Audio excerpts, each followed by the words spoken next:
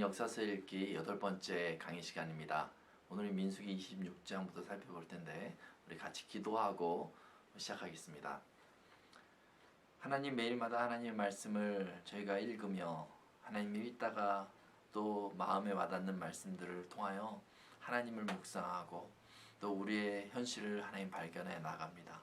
아버지 하나님, 매일마다 하나님 말씀을 읽는 하나님 성도들에게 의지를 주셔서 하나님 이번 시기에 하나님 성경의 시작인 모세오경을 잘 이해할 수 있도록 주님 도와주옵소서.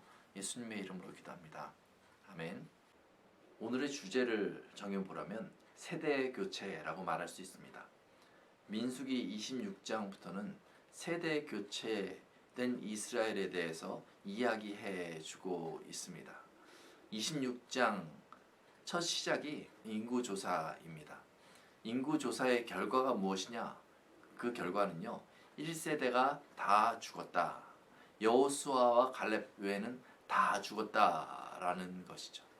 64절에 보니까 모세와 제사장 아론이 시내 광야에서 계수한 이스라엘 자손은 한 사람도 들지 못하였으니 이는 여호와께서 그들에게 대하여 말씀하시기를 그들이 반드시 광야에서 죽으리라 하셨습니다. 이러므로 여분의 아들 갈렙과 눈의 아들 여호수아 외에는 한 사람도 남지 아니하였더라.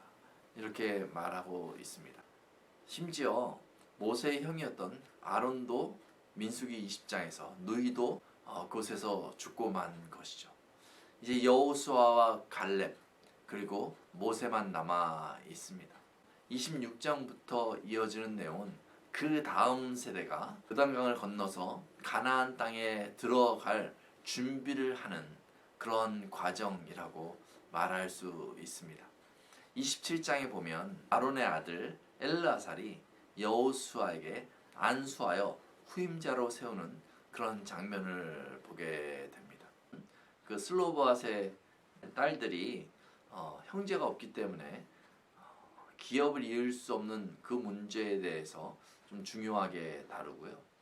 그리고 서원의 문제를 또 30장에 가서 다룹니다. 이런 일들을 다루면서 이제 가나안 땅에 들어갈 준비를 하는데 무엇보다도 31장에 보면 미디안과의 전투가 나오죠. 미디안과의 전투는 하나님께서 원수를 갚으라 라고 하는 그 전투였습니다. 이 31장을 처음 보면 아니 미디안이 무슨 잘못을 졌길래 원수를 갚으라고 하는가 라고 의아할 수 있습니다. 그런데 모압 왕 발락이 미디안 출신인 발람에게 저들을 저주하라 했는데 저주하지 않고 축복했지만 결국에는 어떤 재물 때문에 그들이 시딤에서 유혹당하고 그래서 많은 이들이 그 강교에 빠져서 죽게 되는 그 사건에 대한 원수를 갚을 것을 하나님께서 말씀하시고 미디안과 전쟁을 치르게 되는 것이죠.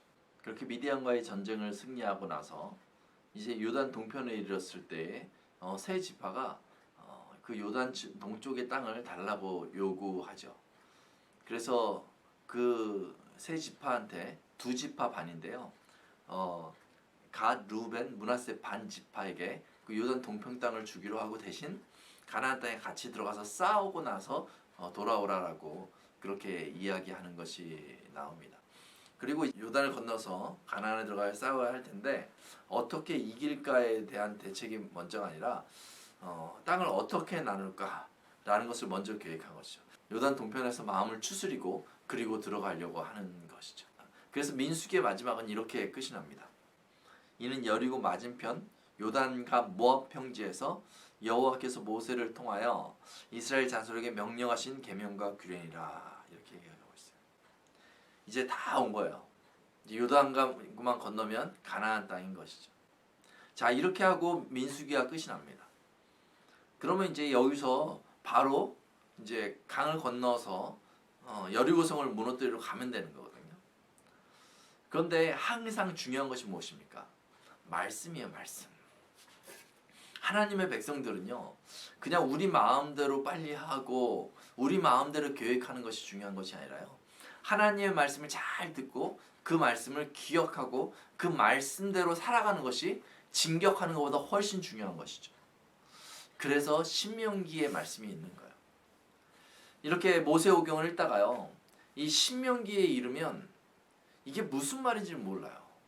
왜 이런 설명들이 앞에 있었던 이야기들이 또 이렇게 들어와서 이야기하고 십계명도 또 이야기하고 왜 그런지 헷갈려 한단 말이죠. 그러나 이 배경을 잘 이해하시면 아 그렇구나라고 읽어 나갈 수가 있는 것이죠. 지금 상황이 어떻습니까? 이 모압 평지 요단강 건너편에 와 있는 거예요. 그리고 1세대는 다 죽고 이제 2세대만 남은 거죠. 이들에게 이제 모세가 하나님의 말씀, 그동안 있었던 하나님의 말씀, 앞으로 그들이 기억해야 될 하나님의 말씀에 대해서 다시금 상기시켜 주는 것이죠. 이 각도를 바꿔서요. 이제 우리가 2세대가 된 거예요. 이제 믿음으로 살아야 돼요. 그럴 때 이제 모세가 앞에 나와서 그 역사를 설명하고 이렇게 살아야라고 설명한다면 얼마나 귀 기울여 들어야 되겠어요. 그래서 이 신명기가 굉장히 중요합니다. 신명기에 그 모세오경의 가장 중요한 사상들이 다 들어가 있는 거죠. 이 세 편의 설교에 말이죠. 그래서 신명기는요 말씀들이라는 뜻을 가지고 있고요. 그래서 세 편으로 설교가 이루어져 있습니다. 1장 1절을 보면요 이렇게 시작하거든요. 이는 모세가 요단 저쪽 숲 맞은편에 아라바 광야 곧 바란과 도벨과 라반과 하세롯과 디사밭 사이에서 이스라엘 무리에게 선포한 말씀이라 이렇게 얘기하고 있어요. 이렇게 하면서 설교를 시작해요. 이것은 서론 및 회고예요. 아 이런저런 일들이 있었다 하면서 지난 40년 광야 생활을 한 4장에 걸쳐서 정리해주고 있는 것이죠. 그렇게 하고 나서 4장에 가서 또 다시 한번 이것이 말씀이라는 것을 강조해 줍니다. 4장 44절에 모세가 이스라엘 자손에게 선포한 율법은 이러하니라 라고 얘기하고 있어요. 이 두 번째 말씀은 뭐에 대한 것입니까? 율법에 대한 것이에요. 언약 갱신을 위해서 율법을 다시 선포하는 것입니다. 역사만 알아서는 안 되거든요. 역사 속에서 철학을 알아야 되고요. 역사 속에서 그 법을 알아야 되거든요. 그래야 그들이 지켜갈 수 있잖아요. 그래서 하나님께서 시내산에서 말씀하신 그 율법이 무엇인지 이세들에게 이야기해 주고 있는 것이죠. 그래서 이게 가장 많이 기록되어져 있어요. 그리고 나서 29장에 가서요. 이렇게 얘기합니다. 호렙에서 이스라엘 자손과 세우신 언약 외에 여호와께서 모세에게 명령하여 모압 땅에서 그들과 세우신 언약의 말씀은 이러하니라 라고 얘기하고 있어요. 지금 어디입니까? 모압 광야잖아요. 그러니까 시내산에서 말씀하신 내용을 이세들에게 리마인드 시켜주고 나서 그리고 이 모압 광야에서 짧게 이제 곧 가나안에 들어갈 그 이세들에게 복과 저주에 대해서 이야기하면서 하나님을 잘 가르쳐주고 있는 것이죠. 그리고 나서 31장과 34장에서는요. 이제 모세의 리더십, 모세도 결국은 가나안을 들어가지 못하고 죽습니다. 그리고 모세가 이제 그 죽기 직전에 자신의 그 리더십을 여호수아에게 넘겨주는 장면이 나오죠. 그리고 이스라엘을 축복하고 그리고 죽는 장면이 나오는 것이죠. 민수기 26장부터 신명기 34장까지는 믿음의 세대 교체라고 분명히 말할 수가 있습니다. 믿음의 세대 교체. 그 앞 세대가 믿음 생활을 잘했든지 그 앞 세대가 믿음 생활을 제대로 하지 못하였다 할지라도 다음 세대가 믿음대로 살아서 하나님으로부터 저주가 아닌 복을 받을 수 있도록 인계하고 안내해 주는 내용이 포함되어져 있는 것이죠. 오늘 말씀같이 저희도 다음 세대에 믿음의 바톤을 잘 넘겨주는 것이 매우 중요합니다. 이것이 교회의 사명일 것입니다. 주제와 같이 믿음의 세대 교체를 잘 이룰 수 있게 되면 좋겠습니다. 같이 기도하겠습니다.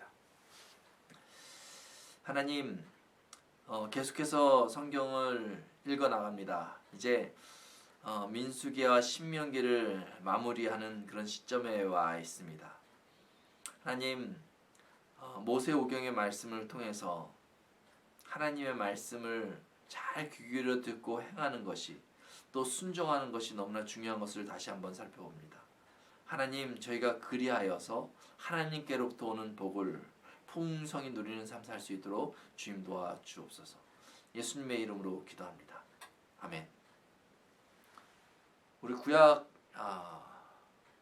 역사서 읽기 다음 주가 마지막입니다.